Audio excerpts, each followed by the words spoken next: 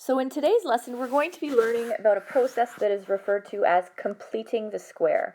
And as we work through today's lesson, I want you to be contemplating, well, why is that an appropriate name for this process? Why are we calling this process completing the square?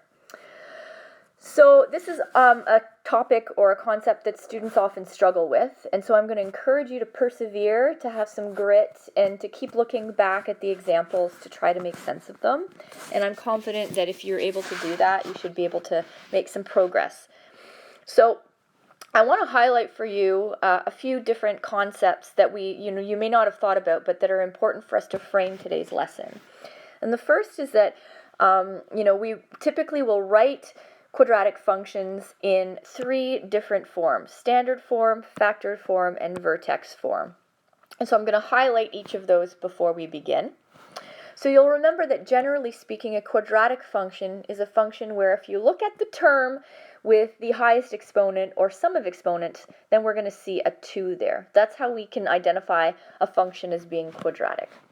But having said that, the quadratic function can take on these different forms. So we would have seen the standard form when in the last part of the unit we learned how to factor. When we were looking at polynomials, we saw how to factor factor trinomials, our simple ones and our complex ones. And so that allowed us to take it from standard form and to write it in a factored form. So, and that results in us seeing two binomials and then possibly a common factor removed. So later on in this section of the unit, we are going to learn how to graph functions written in this form. But certainly when we look at a quadratic function written in standard form, it's really hard for us to know how to graph that. And so that brings us to our final form, which is vertex form. And that's the one that we've seen most recently, where we saw it written in the form with our A, our H, and our K, each of those values telling us a little bit about what that graph is going to look like, what that function is going to resemble if we were to sketch it on a graph. We also found that we can easily identify the vertex based on the values of H and K in that quadratic function. Now let's go back to standard form for a second here. We see that there's an A in front of our squared term in standard form. But we also, that A should be familiar in that we can see it in our factored form and we see it in our vertex form. And in the last few lessons on transformations, we saw what the effect was of changing the value and sign of A on that quadratic function. It allowed us to see that if A was negative, then that meant our graph opened downward, and if the value of A were positive, then our parabola opens upward. That is no different in standard or factored form. That still applies. And by the same token, we can see that by the value of A, we can tell whether our graph has been compressed or stretched. That is no different in factored and in standard form. But what we can't tell from standard and factored form is the position of the vertex. And that's why completing the square is so useful, because by completing the square, we transform a quadratic function from standard form into vertex form, which easily allows us to position that function on a Cartesian plane. So as I mentioned, this is a concept or a process that students will often struggle with. So practice will help you to improve your recollection of what to do. Certainly if you're really inclined to doing math where it's process-based and step-based, I think this will appeal to you a lot. All right, so let's get to it. So again, as I mentioned, the process that we're going to use to convert from standard form to vertex form is called completing the square. So before we get into that, I want to give you a quick recap of a prerequisite skill that we learned in our polynomials unit, which was how to identify and factor a perfect trinomial square. So here is my example of that. You'll remember if we saw something that looked like this. So x squared plus 6x plus 9. And I can tell, and I chose this specifically because it is a perfect trinomial square. And so factoring it is a lot easier than any other trinomial because there's a quick trick. And so when I complete the square, I will always try to endeavor to create a perfect trinomial square as one of the steps in the process. So how do we factor a perfect trinomial square? Well, let's get first to identifying that it is in fact a perfect trinomial square.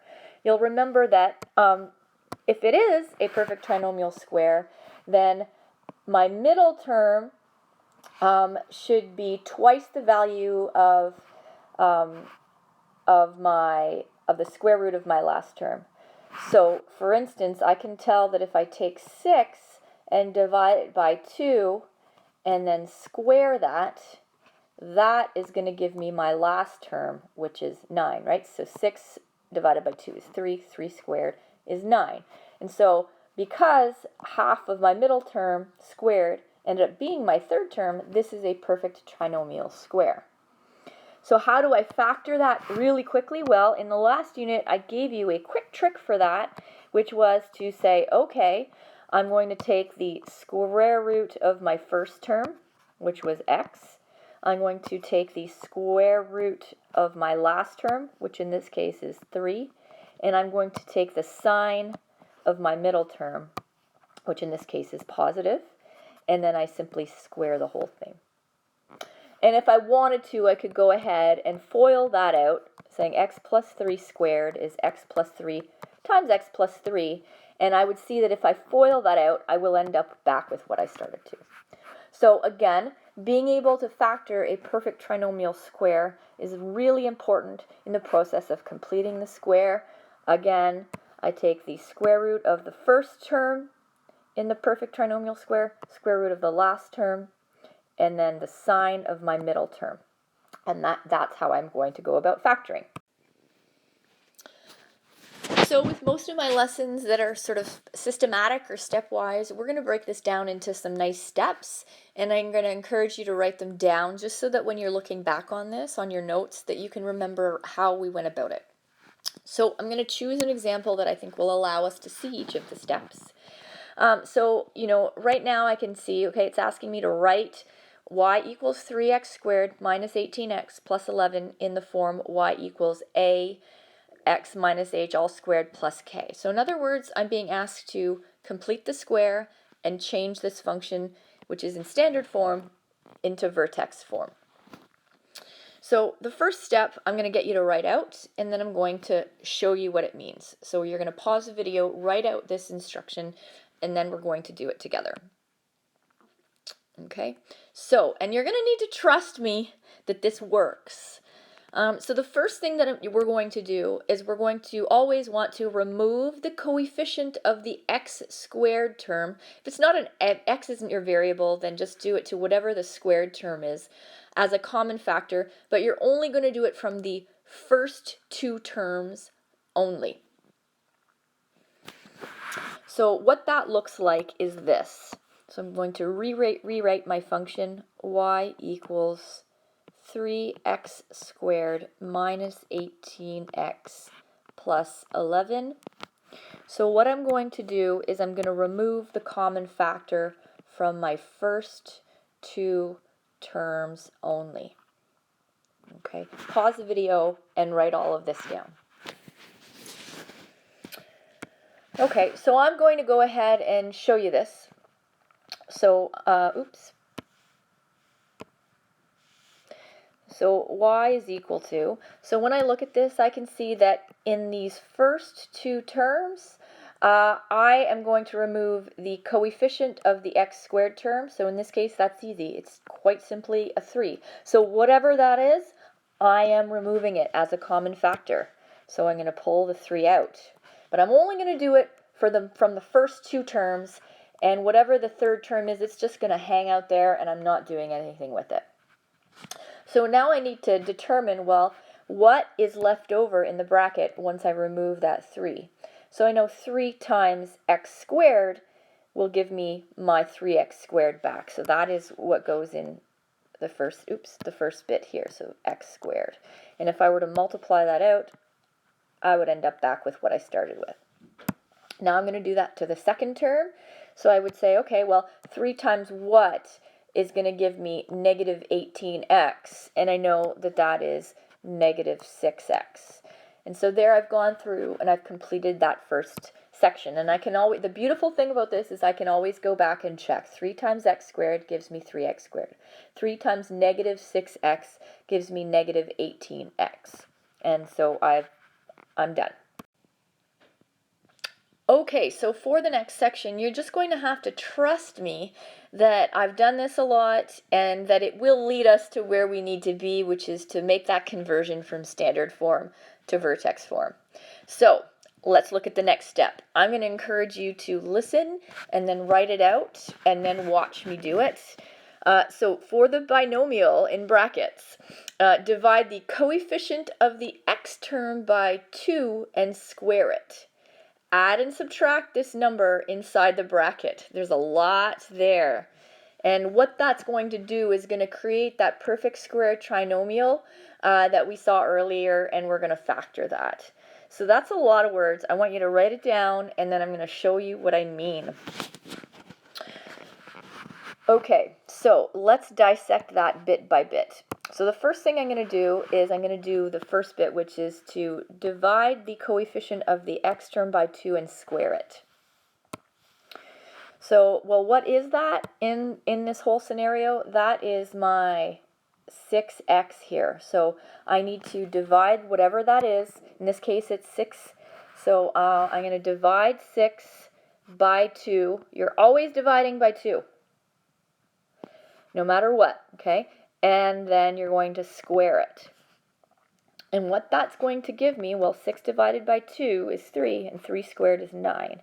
And so as we saw in my first example, that will give, first factored example, at the beginning of this lesson, that will give me a perfect square trinomial that we're going to factor in step number 3.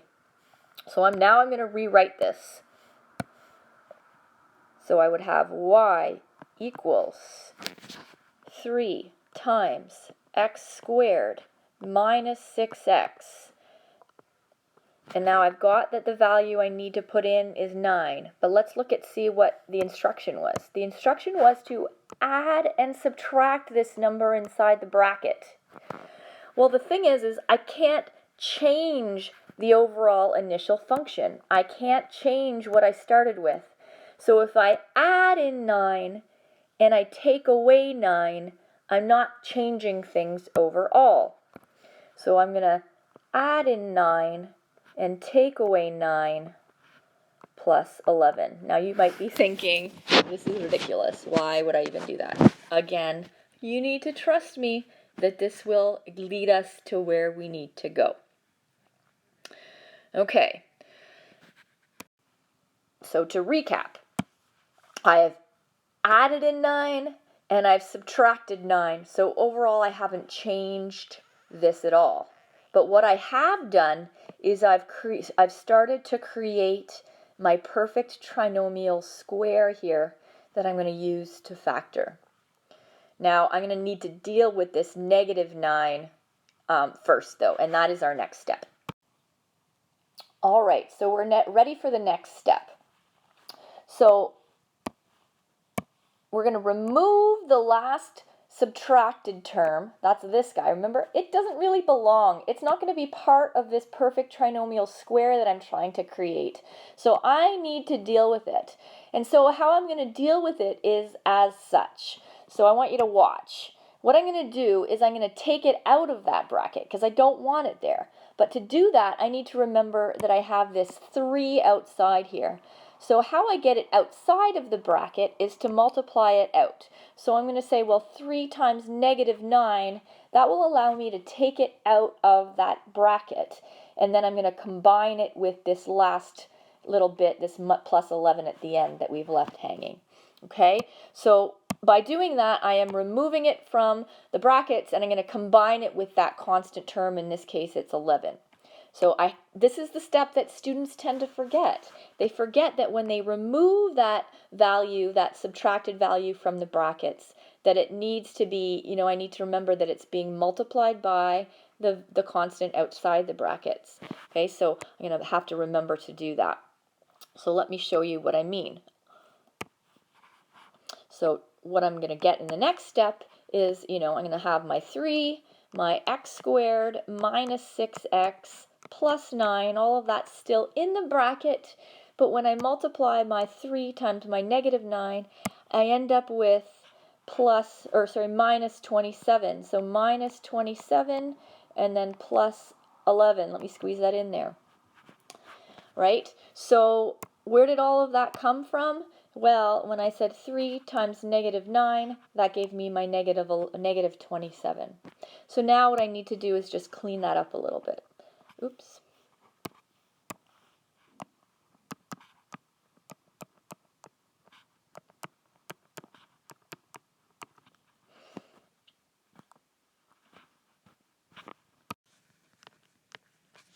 So there I go. So now I've accomplished this step. I want you to pause the video and write all of that down and try to process it as you're writing.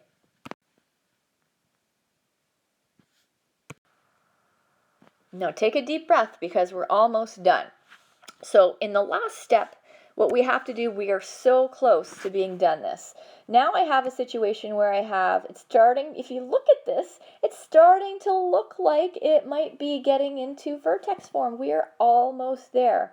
So the last thing I need to do is to remember that the whole point of this was to start to create that perfect trinomial square. And now I have done that, and so I can factor that nice and easily. And so how do I do that? Remember, I'm going to take the square root of the first and last terms and use the sign of the middle term from the part above to do that. Okay, so again, what am I doing? I'm taking this little bit right here and I'm going to factor it.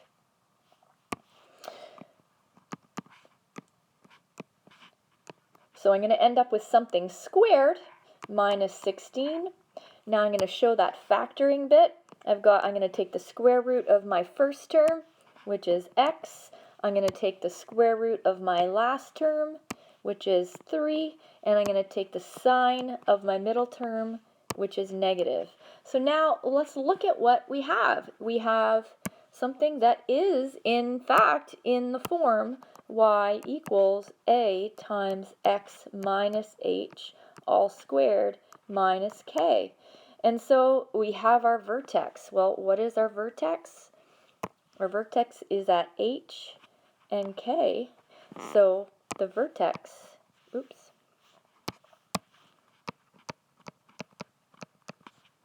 is 3 and negative 16.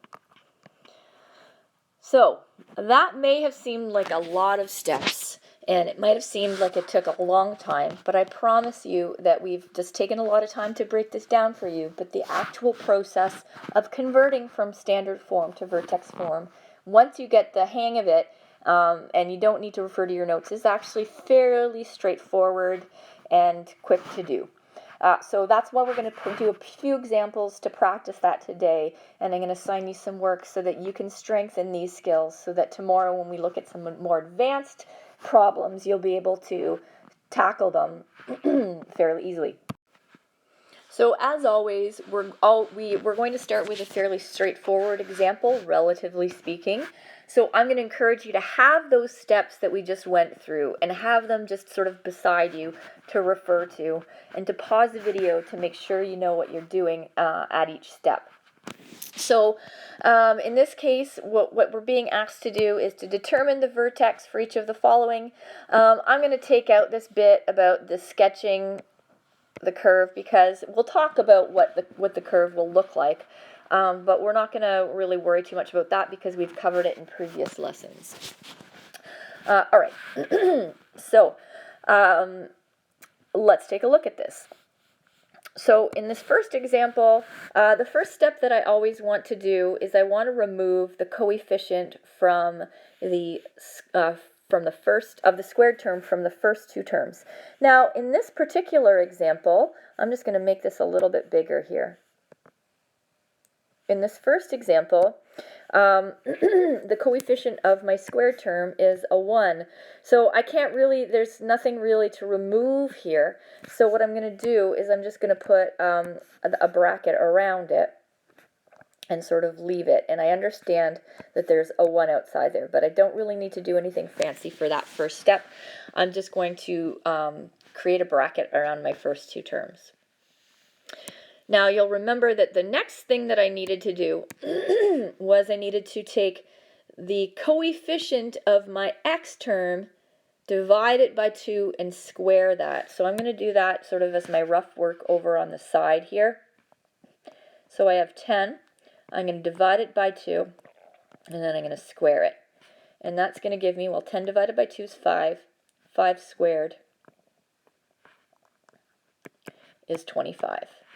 So that is the value that I'm going to both add and subtract to create a trinomial.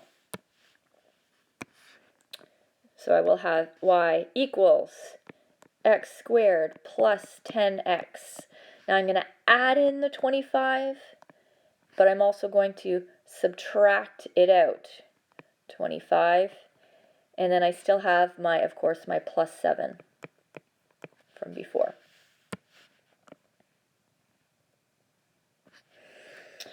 Okay, so what was I asked to do next? Well, remember that I have my perfect trinomial square here, which is this guy, but this plus or minus 25 doesn't really belong. So I need to remove it from the bracket. So normally what I would do is I would say, well, minus 25 times whatever is outside the bracket, but in this case at the front as a coefficient that I removed, but in this case it's just a 1. So I really just need to say 1 times minus 25 and bring that outside with my plus 7. So I'm going to go ahead and do that. So what I'm left with is x squared plus 10x plus 25. And now the minus 25 is now outside the bracket, right here. So I'm going to combine it with my plus 7 and clean up this mess. So y equals x squared plus 10x plus 25, and minus 25 plus 7 is going to give me negative 18. So now I'm at the point where I have this nice perfect square trinomial, and so I'm going to factor it, and that's my final step to getting this into my vertex form. So y is equal to, and again I'm going to set up my brackets to be squared. I'm going to take the square root of my first term, which is x, and I'm going to take the square root of my last term, which is in the square root of 25 is 5. And I'm going to take the sign of my middle term, which in this case is positive. So now I've got this into vertex form, and I can now say with conviction what my vertex is. So I know the standard form is x minus h all squared plus k, and that my vertex is at h and k. So my vertex is going to be negative 5 and negative 18.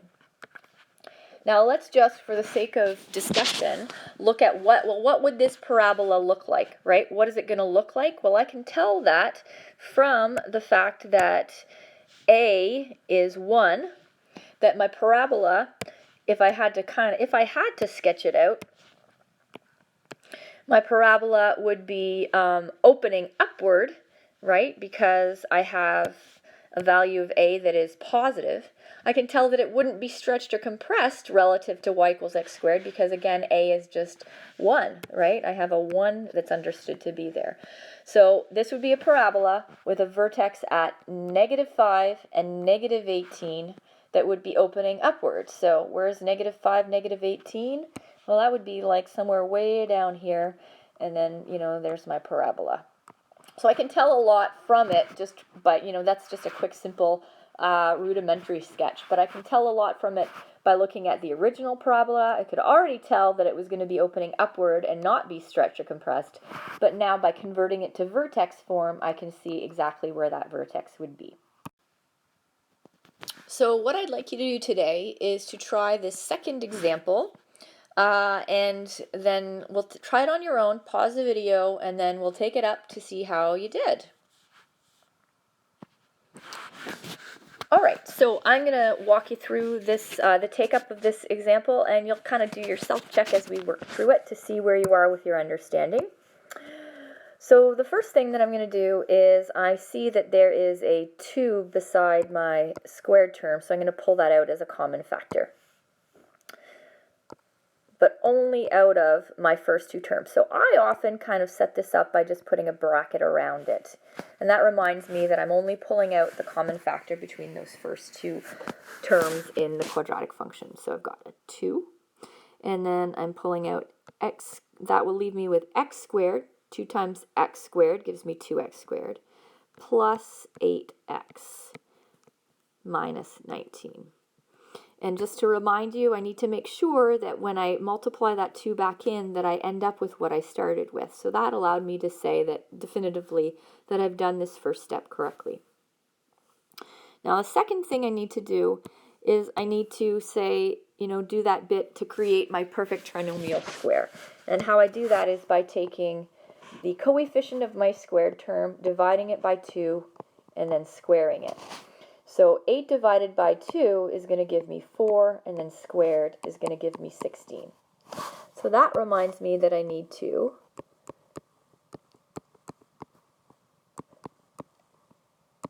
add in 16, but then, and then subtract out 16. And then I have my negative 19 out in back here.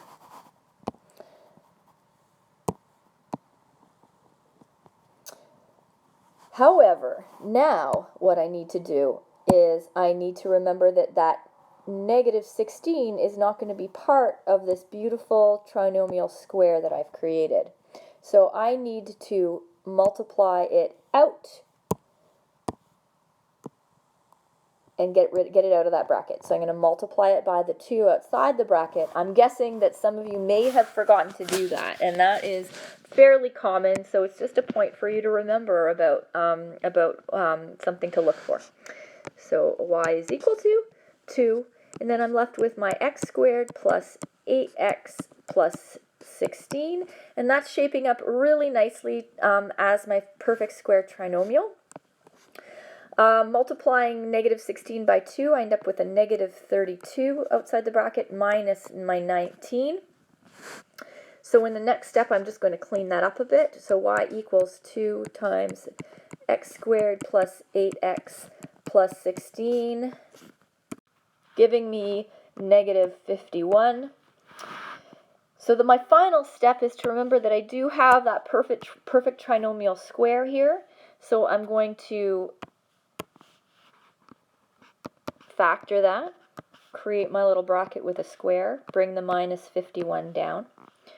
Okay, take the square root of my first term, which is x, take the square root of my last term in the trinomial, which is a 4, and take the sine of my middle term, which is positive. So where is my vertex? Well, I'm hoping that you got that the vertex of this function was at negative 4 and negative 51. So I'm now going to assign you some practice questions that are sort of beginner level for completing the square. I'm going to strongly encourage you to work through these and get proficient at them. Tomorrow we're going to be looking at some completing the square questions that involve fractions and decimals and also some word problems. So this is a really important topic for grade 11 math, so it's super important for you to solidify as part of your grade 10 curriculum. So I would encourage you to spend some time mastering this skill.